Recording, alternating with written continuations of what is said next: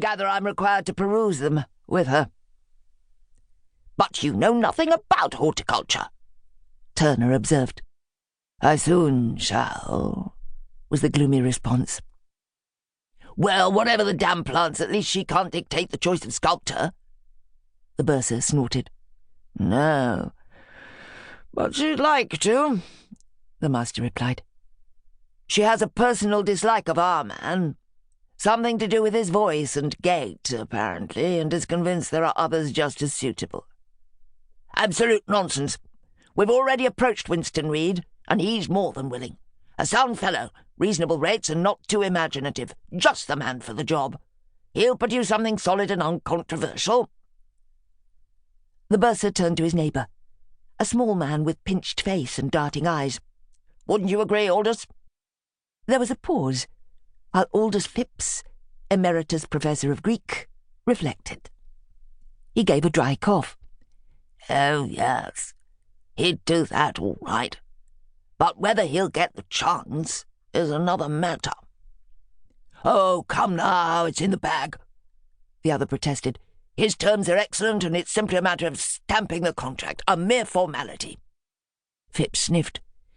"It may be in your bag, bursar, but I rather suspect it may not be in Gloria Biggsbrooke's." He scrutinised the ceiling, and then lowered his eyes to appraise his fingernails. The master frowned. "It would be helpful if you could enlarge on that statement, Aldous. I'm not sure if we entirely grasp the point." He sighed, and added, "Or at least I don't." With a gleam of relish, the elderly fellow leant forward and scanned their faces.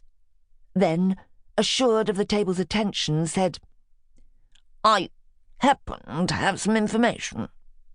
"When doesn't he?" John Smithers wondered, and checked his watch. It was nearing the violet hour, and she would protest if he were late again. "What information?" he asked brusquely. "To do with Monty Fingalston, the young sculptor that London is currently lionising. He has great appeal, or so I hear, and great talent. Quite à la mode, one gathers. Doubtless there are many such modish artisans in London, but I can't see how he affects our project here in Cambridge," the master said, dismissively.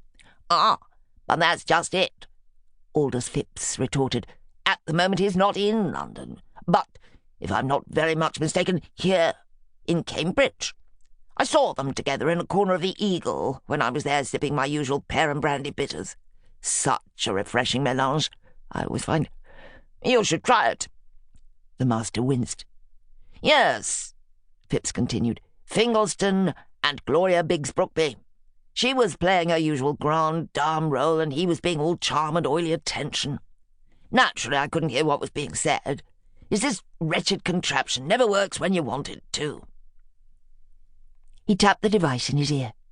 "But I can assure you they were talking very earnestly, and I did manage to catch one word. Oh, yes, it resonated clear as a bell." He paused. "It was rhododendrons." Phipps shot a triumphant look at Professor Turner, beamed happily, and leant back in his chair. There was a bemused silence, and then the bursar groaned. "Oh, Lord, you don't think she's trying to nobble him with a statue, do you? The cost will be extortionate." Aldous Phipps beamed again, pleased with his little grenade. "Exactly," he murmured.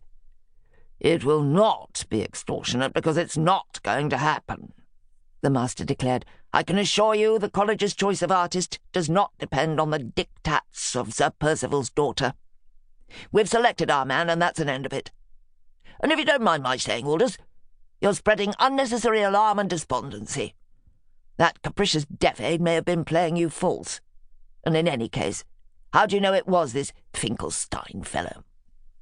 "Finkelstone, actually. His photograph was in the Times only the other day.